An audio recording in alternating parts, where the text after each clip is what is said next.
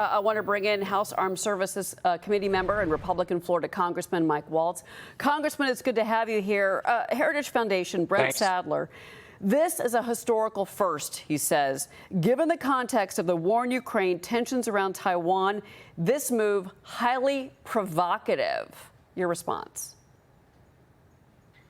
Well, I think this highlights three things. One is the increasing China-Russia cooperation across a number of fronts that your guest talked about. That's everything from a joint agreement between China and Russia to put a manned space station on the moon by the end of this decade, to this type of naval cooperation, and then everything along economic lines. I mean, heck, China's increase of Russian oil and gas and coal is up over 50% just in the last year.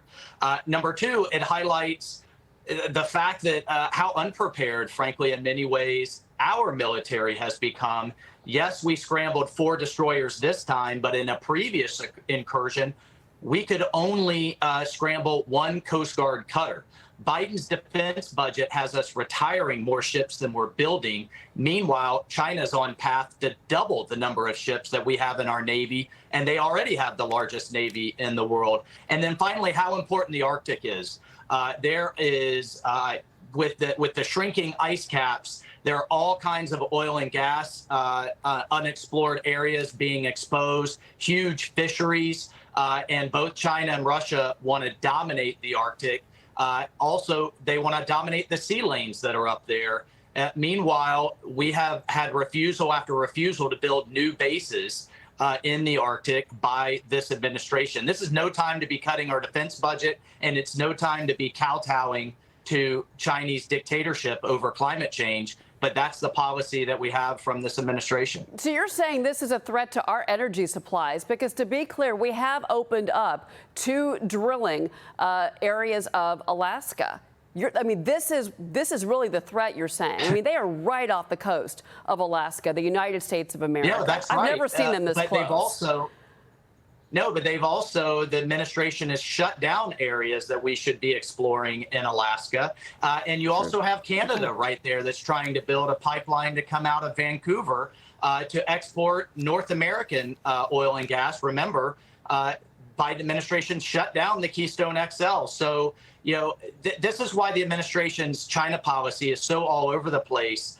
They're trying to appease China when it comes to climate, which means shutting down our greatest asset, which is our energy independence. Meanwhile, China is building ships at a rate of 5 to 1 more than we are, so that they can dominate those sea lanes and energy supplies. We've got to wake up to the Cold War that China has entered with the United States, and now it has a junior partner in Russia. Well, we are less energy dependent than we were, independent than we were, to be clear, Congressman. But I do want to move on with you to the issue of Afghanistan, where you once served.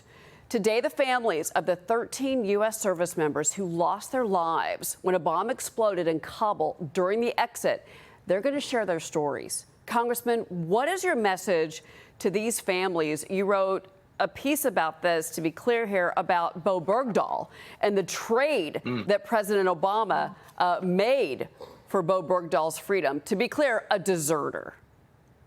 That's right.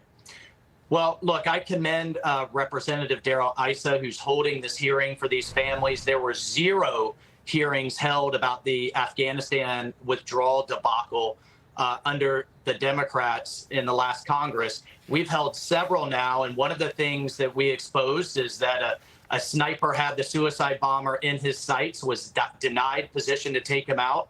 I recently met with these families. Not only are they getting conflicting reports on how their loved ones died, some of them still don't even have all of their personal effects. And the thing that really, frankly, pisses me off is the families were almost charged to send their remains to federal cemeteries. The Department of Defense only pays to send their loved ones to one place. I put in law that they can, the Defense Department can send them to multiple places if the family chooses. Yet that didn't happen. So there's a lot we've got to stay on top of. And I want these families to know, and every veteran to know, we're not going to let this go. We haven't forgotten, and we will drive accountability for this disaster. Good, good. Congressman, thank you so much for taking the charge on that. We really appreciate it. Congressman Michael Waltz.